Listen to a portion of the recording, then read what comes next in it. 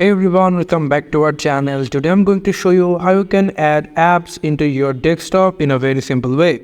So without wasting any time, let's get started. So you can see into my desktop there is no apps, so I will going to click on right mouse button and then I will go for personalize. Click on that. After that, you can see in the settings personalization windows opened, and now what you need to do, you just need to come over at the theme section, click on that, and after that scroll down a little bit and come over desktop icon settings, click on that. And after that, here you can see this is our desktop icon settings window, and now we will going to select that all desktop icons, click apply and then click OK.